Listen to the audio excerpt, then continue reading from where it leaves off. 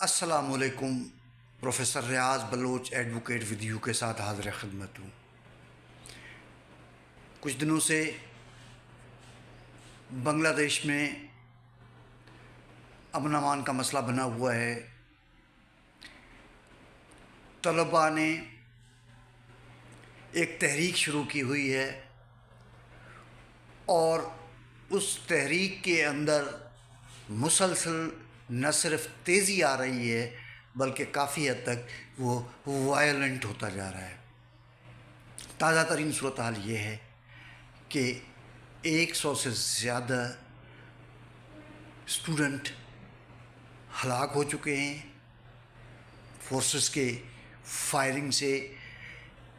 سرکاری عمارتوں کو جلایا گیا ہے اور ساتھ ہی ساتھ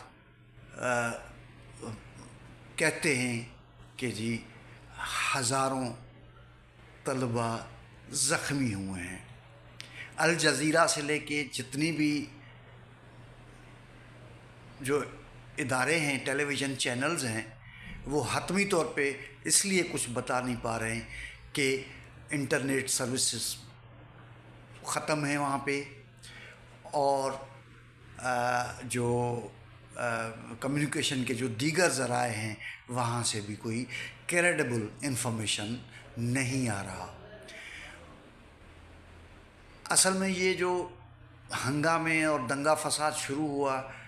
وہ کوٹا سسٹم پہ ہوا۔ حسینہ واجد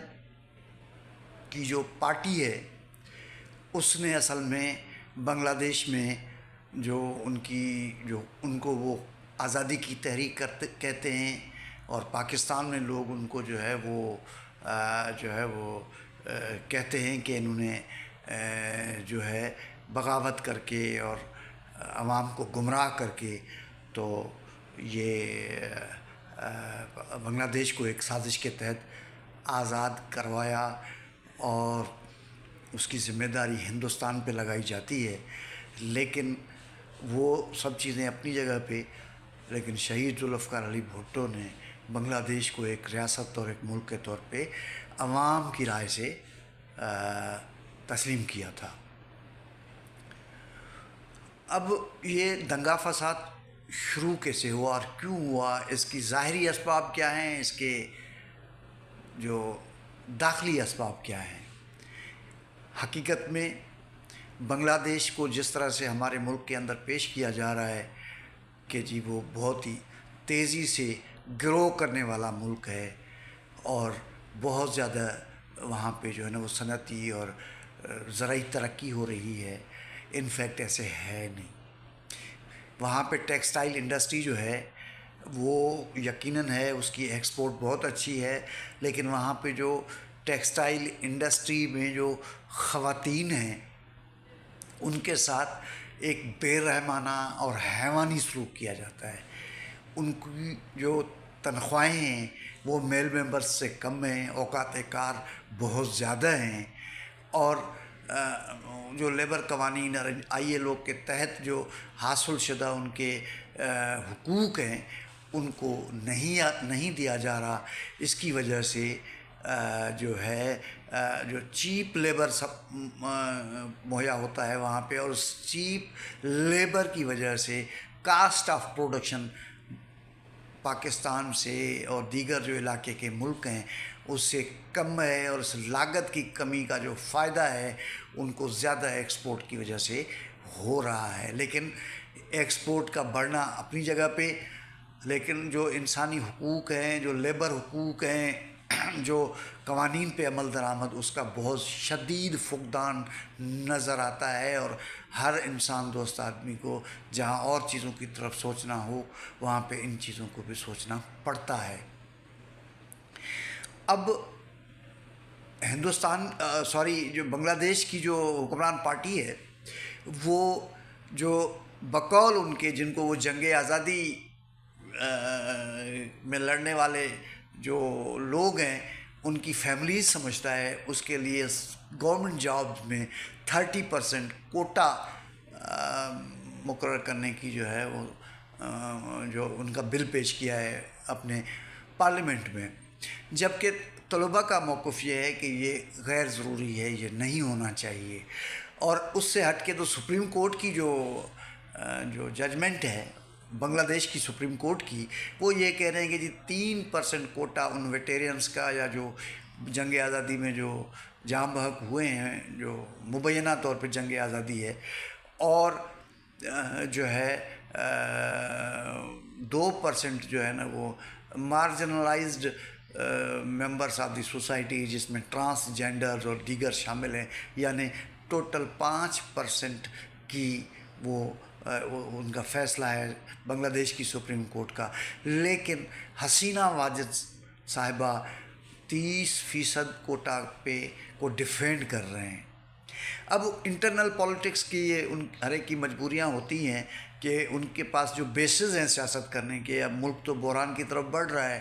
اور معیشت فارن جو ریزروس ہیں وہ ان کے کم ہو رہے ہیں، اور ایک طویل عرصے سے وہ حکمرانی ہے ان کی، تو ایک لوگوں میں ایک یکسانیت کا احساس جو ہے نا وہ بلڈ ہو رہا ہے کہ اب حکومت بدلنا چاہیے۔ اور اس ساری کیفیت سے نکلنے کے لیے عوام کو ایک پرکشش ایک پیکیج دینے کے خیال سے 30% کوٹا مقرر کیا ہے۔ اور یہ ایک عجیب بات بھی ہے ان دا سینس کہ ملک کے تمام شہری ایکول اپرچونٹی کے حقدار ہونے چاہیے، دنیا کا کوئی بھی ملک ہو، امریکہ ہو یا بنگلہ دیش ہو یا پاکستان ہو یا ہندوستان ہو یا کوئی بھی ملک ہو، ملک کے تمام شہریوں کو ایکول رائٹس ملنے چاہیے۔ جی ہاں، کسی مخصوص حالات میں اگر منورٹیز ہیں، انڈر پریویلیجڈ ہیں، یا معاشی جو ان کی حالت ٹھیک نہیں ہے، تو ان کے لیے ایک کوٹا ضرور ہوتا ہے، لیکن اس کا جو ایک لمیٹیڈ ٹائم ہوتا ہے، ایک خاص وقت تک ہوتا ہے، اور ایک خاص حالات میں ہوتا ہے، تو ان کو ہمیشہ کے لیے برقرار نہیں رکھا جا سکتا۔ اسی طریقے سے بنگلہ دیش میں جو یہ کوٹا ہے وہ یعنی اس حد تک ہے کہ عام جو شہری ہے بنگلہ دیش کا، یا نوجوان جو بچے ہیں بنگلہ دیش کے، وہ شدید متاثر ہو رہے ہیں، اور یہ پولیٹیکل موٹیویٹڈ کوٹا ہے۔ یہ کوئی ملک کے معاشی حالات اور ان جو ان کے خیال میں جنگ آزادی میں لڑنے والے لوگ تھے، ان کی فیملیز بلا استثناء کہ وہ کتنا خوشحال ہے، کتنا غریب ہے، اس کی کیا ریکوائرمنٹ ہے، یہ سب چیزیں نہیں ہیں، بلکہ وہ ان کو یہ ریوارڈ کیا جا رہا ہے۔ اور اتنا 4-5 دہائیوں کے بعد یہ ریوارڈ پولیٹیکل موٹیویشن کے زمرے میں آتا ہے۔ ویسے بھی جیسے کہ میں پہلے عرض کر چکا ہوں کہ اس طرح کے جو اقدامات ہوتے ہیں، چاہے کسی ملک میں ہوں، کوئی بھی خاص طبقہ، کوئی خاص گروہ، کوئی خاص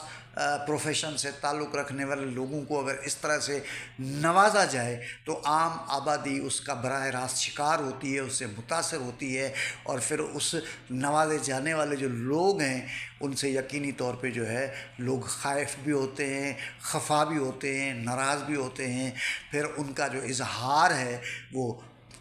پولیٹیکل ایجیٹیشن کی صورت میں ہوتا ہے، ووٹ کے استعمال کے صورت میں ہوتا ہے، یا کسی حد تک پھر اس کو وہ چیزیں اتنی آگے بڑھ جاتی ہیں کہ ریاستیں بے بس ہو جاتی ہیں۔ تو ایسی صورتحال نہیں آنی چاہیے کسی بھی ملک میں، یہ بہت ہی خطرناک چیز ہے۔ تو میں سمجھتا ہوں کہ بنگلہ دیش کے جو طالب علم ہیں وہ اپنی حقوق کی جنگ لڑ رہے ہیں، اور نہ صرف وہ اپنی حقوق کی جنگ لڑ رہے ہیں، لیکن اس سے امکانی طور پہ یہ جو ہے نا وہ بات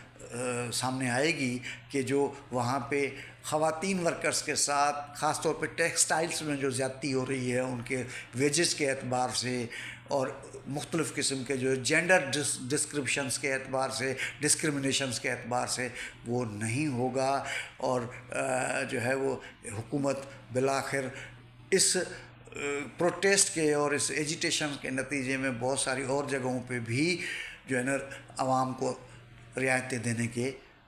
قابل ہوگی۔ آج کے لیے اتنا، اگلے کسی ولاگ میں کسی نئے ٹاپک کے ساتھ حاضر خدمت ہوں گے۔ بہت شکریہ، تھینک یو ویری مچ، اپنا خیال رکھیے۔